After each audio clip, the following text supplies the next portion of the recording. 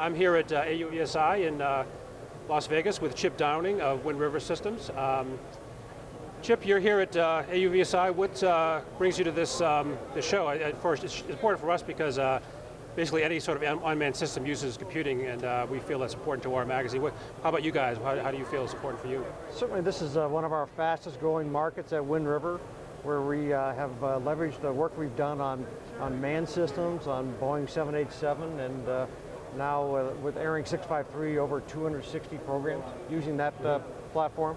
We're now expanding that into unmanned systems, where if you came to this event 5 years ago, people were running Linux on a COTS board. Mm-hmm. Now we're actually seeing people taking these systems into certification. Mm-hmm. We're thinking about how do you now combine these different capabilities onto a shared platform, where before they didn't care. Yeah. Right? So now they're taking a look at standards like POSIX, like ARINC 653, and emerging standards like FACE, where you can actually move software from different platforms very quickly onto another platform, future platform. Mm-hmm.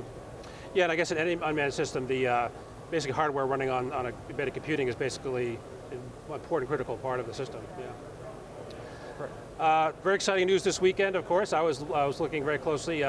The Mars Curiosity rover landed successfully on Mars, and I know that Wind River's VX software was in it. Can you talk to me a little bit about how it played an important role as the craft was landing, and also in its, what it was doing as it was. So VxWorks is the core operating system on the Mars rover Curiosity. We worked with JPL for now over 20 years, putting together different types of solutions. They keep on getting more complex. This generation is based upon a BAE RAD 750 board. It's essentially PowerPC architecture. It's nice because it models exactly a commercial architecture. So you can take our commercial COTS tools and then move them onto a critical platform, a very somewhat rare platform, or a radiation hardened platform like a 750, and go forward. So this has survived a long journey up there. Yeah. And we've been doing this on other rovers, so essentially every successful mission to Mars has used VxWorks so far. But we feel really That's right. So that. there's previous ones that also have used VxWorks. Yeah. That's correct. And also, if you see these nice photos of the sun, or Venus, or even the initial photos of the parachute opening on Curiosity, that was all relayed back to Earth using VxWorks satellites. Yeah, very exciting.